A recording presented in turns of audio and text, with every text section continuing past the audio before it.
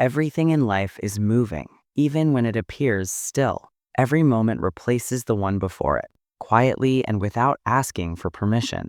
Nothing we experience remains fixed for long. Not our circumstances, not our thoughts, not even the version of ourselves we believe to be permanent.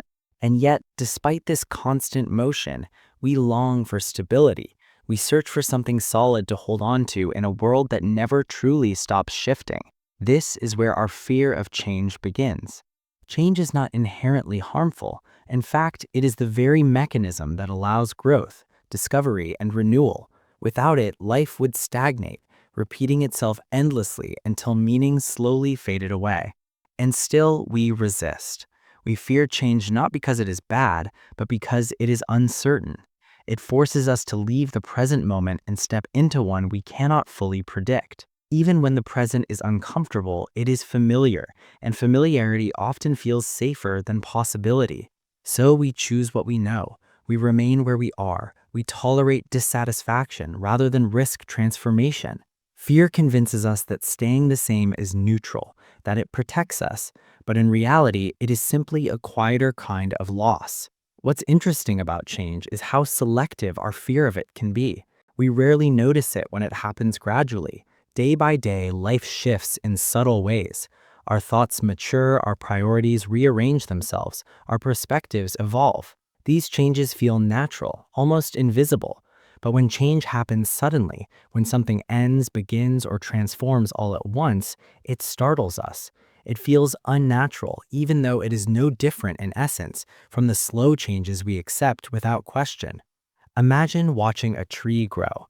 If you see it every day, you never notice its height increase, but return after years away and the difference is striking. The growth feels abrupt, even though it happened patiently, moment by moment.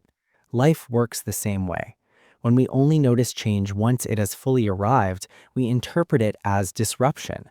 We label it as wrong, threatening, or unnecessary. But more often than not, it has been forming quietly beneath the surface long before we became aware of it. Fear arises not from change itself, but from our lack of control over how and when we notice it. And so we resist. We resist new ideas that challenge our beliefs. We resist endings that force us to redefine ourselves. We resist beginnings that require effort, vulnerability, and uncertainty. But resisting change does not stop it. It only makes the experience more painful. Life continues to move forward whether we cooperate with it or not. And when we cling too tightly to what was, we miss what is trying to become. Overcoming fear of change does not mean embracing chaos or abandoning caution. It means recognizing that fear is not evidence of danger, it is evidence of significance. Fear appears when something matters. The moments that shape us most often arrive wrapped in uncertainty.